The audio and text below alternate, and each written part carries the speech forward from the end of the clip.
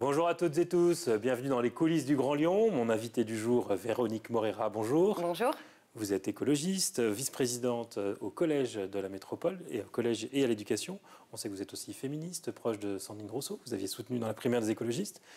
Alors, est-ce que vous êtes à l'aise avec l'accord passé de la NUPES qui, dans le Rhône, prive de femmes qui étaient implantées à Villeurbanne ou à Vénissieux de circonscriptions qui étaient jugées gagnables ?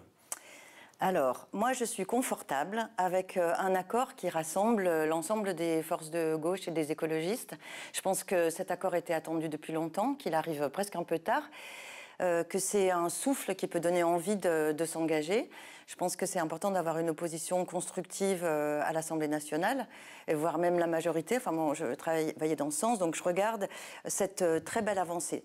Après, effectivement, la façon dont l'accord a été décidé au niveau national ne laisse pas la place à l'ensemble des femmes qui auraient pu être légitimes. Les écologistes ont en tout cas une belle candidate sur une circonscription lyonnaise, Marie-Charlotte Garin, qui est une jeune femme féministe, engagée, et qui donne une très belle image de ce que peut être l'engagement en politique. Concentré sur votre formation, mais un mot quand même peut-être sur Villeurbanne, quand vous entendez Christina Martineau dénoncer un mauvais sort fait aux femmes, et notamment avec la candidature parachutée du gendre de Jean-Luc Mélenchon. Elle dénonce du népotisme, mais finalement elle se rallie à l'accord.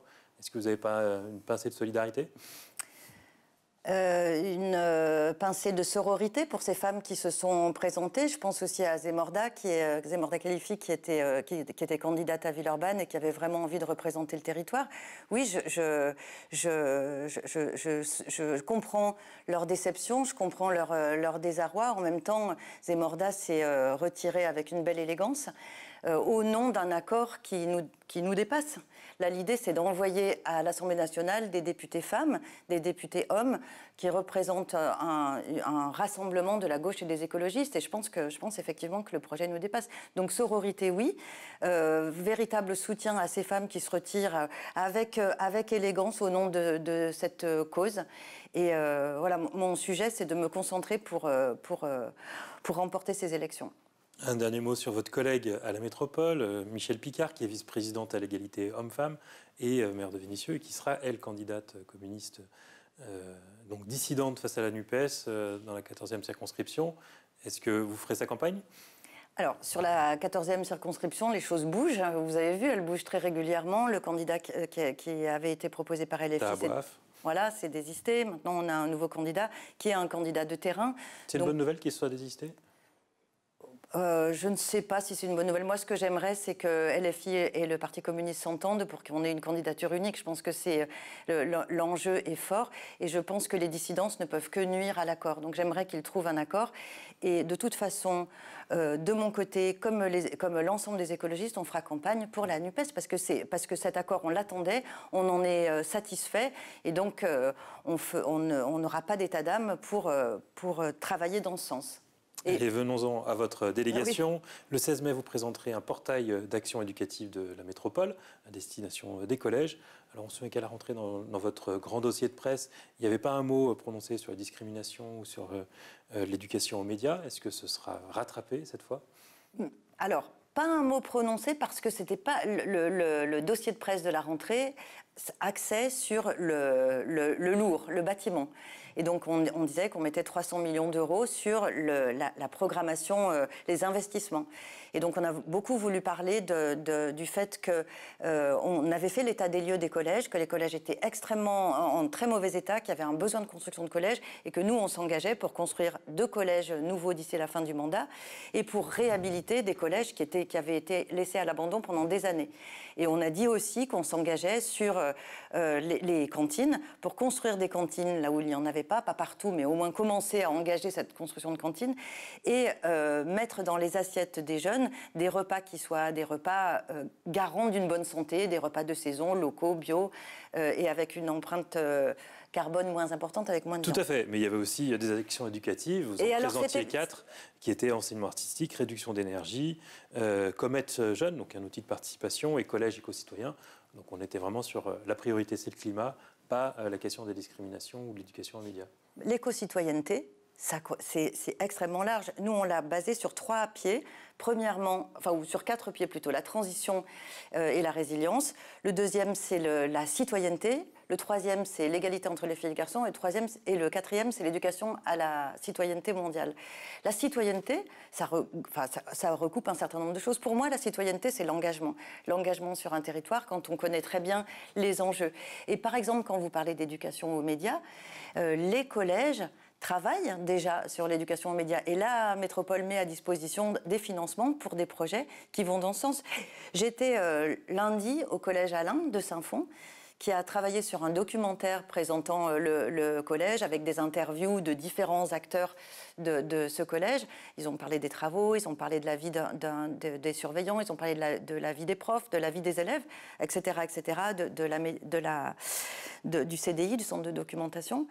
Et en fait, en fabriquant ce documentaire, en ayant une posture d'intervieweur et d'interviewé, ils ont vraiment travaillé sur la déconstruction de ce que c'est que les médias. Voilà, c'est un exemple, mais vous voyez, ça existe.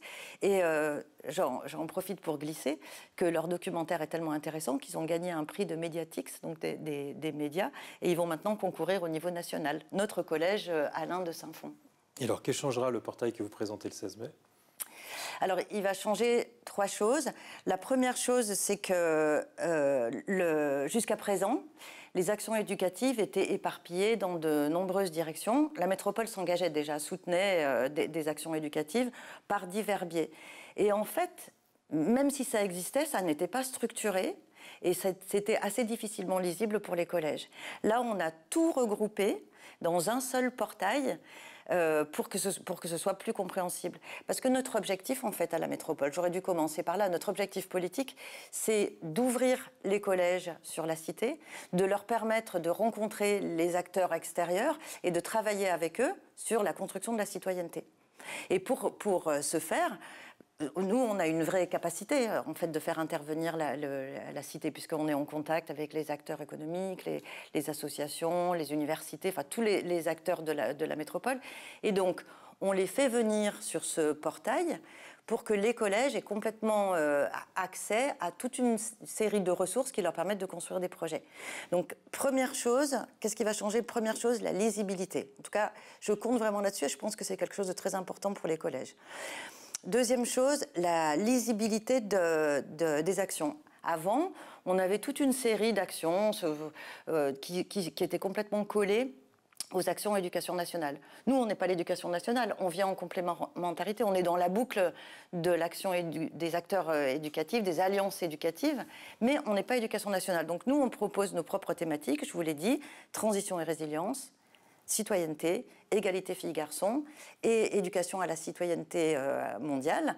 Et donc, on donne une ligne politique à laquelle les collèges peuvent s'intéresser.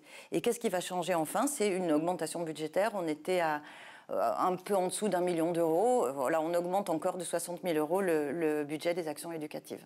Ce qui va changer aussi, si j'ai bien compris, c'est que désormais, les actions seront choisies par un jury où il y a des techniciens comme avant, mais il y aura désormais des politiques. Vous assumez de faire des choix politiques dans les projets éducatifs menés par les collèges. Oui, je crois que quand on a une ambition politique de développer ces liens justement entre les collèges et la société, d'ouvrir et aussi d'engager les acteurs extérieurs dans l'éducation, c'est important d'avoir un jury qui ne soit pas que technique. Les techniciens font un très bon travail, mais un jury politique, d'abord ça permet de porter à connaissance et puis ça permet de recueillir l'avis des différentes formations. Et quand on dit politique, ça veut dire qu'il n'y aura que des élus écologistes ou vous allez ouvrir à l'opposition aussi ? Non, un jury qui représentera toutes les tendances de la métropole. Des élus à la métropole, oui, tous. Sur les propositions qui seront faites au collège, à partir donc d'un travail qui est mené avec les associations de la métropole, vous cherchez encore des projets à proposer ? Il y a des thématiques sur lesquelles vous souhaitez que des associations s'engagent ? Alors, on ne cherche pas des projets à proposer. En fait, nous, on propose une série de ressources. Donc, des associations qui expliquent ce qu'elles sont, ce qu'elles font, des projets clés en main, parce que ça peut être pratique aussi pour des équipes éducatives d'avoir des projets tout ficelés. Et puis des thématiques générales, parce que des équipes éducatives peuvent aussi avoir envie de construire un projet en prenant contact avec une association qui les aide à monter le déroulement, à construire le budget, etc. Donc c'est extrêmement ouvert. Nous, on propose des ressources, on propose des thématiques, des ressources, et on vient en soutien et en appui. Alors, la semaine dernière, en termes d'autres projets en matière, vous avez présenté les distributeurs d'histoires courtes. Donc, il y en a 14 qui ont été installés dans des collèges de la métropole. Ce sont des distributeurs qui sont construits par la société Short Edition, qui est basée à Grenoble. On les voit un peu dans toutes les gares, il y en a un peu partout en France. Finalement, les écologistes, vous êtes plutôt favorables à vous appuyer sur des sociétés privées pour mener des partenariats. Short Edition, c'est un peu le vélo de la lecture pour tous. Alors, nous, on s'appuie sur les acteurs qui innovent et qui innovent qui sont convergents avec notre projet. On travaille aussi avec toutes les sociétés qui font du numérique éducatif et qui sont engagées dans ces thématiques pour apporter des ressources aux établissements. Après, on ne force pas la serrure des établissements. On fait une proposition, on a un dispositif qui est intéressant, qui intéresse vraiment les établissements parce que ça leur permet de travailler sur la lecture par un autre biais que le livre, mais là avec des sortes de tickets papyrus, développement durable comme ils disent, qui leur permet d'entrer dans la lecture avec des supports différents et qui leur permet de travailler aussi sur l'écriture. On était à Dargent la semaine dernière, collège d'Argent, où la documentaliste et les enseignants de français ont travaillé sur les haïkus, vous savez, ces courts poèmes japonais que les élèves ont écrits après avoir travaillé sur la forme. Donc c'est un travail sur la lecture et c'est un travail sur l'écriture, l'objectif, et c'est un travail aussi inclusif parce que les élèves qui sont en situation de dyslexie, etc., ont un dispositif particulier pour imprimer des histoires dont le format facilite leur prise en main. Donc c'est un projet que nous proposons, que nous soutenons, parce que nous sommes persuadés que la lutte contre l'illettrisme, elle doit prendre plein de formes différentes et elle doit s'appuyer sur plein d'acteurs différents. Là, on a un acteur innovant, très intéressant. Voilà, on profite de son expérience. Allez, dernière question. La dernière fois qu'on vous avait vu, vous deviez recevoir l'association No Ghetto à propos du fameux futur collège de Saint-Fond et Vénissieux. L'association vous reproche de le construire entre deux zones sensibles et elle préférerait une approche plus globale au niveau de la métropole en faveur d'une plus grande mixité sociale. Comment allez-vous répondre à leur aspiration à cette plus grande mixité ? Alors, j'ai reçu l'association à 2 reprises, on a échangé, on a des divergences sur certains points. Je pense qu'il faut bien comprendre que dans la métropole, on a des contraintes avec une évolution démographique très forte, et sur Vénissieux et Saint-Fond en particulier, puisque vous abordez ce sujet, des collèges qui sont en éducation prioritaire et qui sont saturés, qui ont dépassé leur capacité d'accueil. Donc il y a une impérieuse nécessité de construire un collège pour accueillir les jeunes. L'association No Ghetto voudrait qu'on déplace les jeunes de Vénissieux et qu'on les emmène sur les collèges de Lyon. Comme cela a été fait à Toulouse, comme ça a été fait à avec Toulouse. Des résultats plutôt satisfaisants. Voilà. Mais l'exemple de Toulouse ne correspond pas du tout à ce qu'on peut faire sur Lyon, parce qu'à Toulouse, il y avait de la place dans les collèges de la ville. À Lyon, la pression démographique est très forte, et donc il faut imaginer d'autres modèles.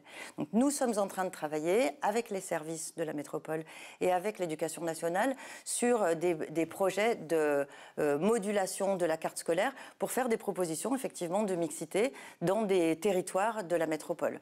Donc ça, c'est une chose. Et après, il y a un autre aspect qui est extrêmement important. Juste pour la carte scolaire, pour finir, la carte scolaire pourrait changer à la rentrée prochaine ?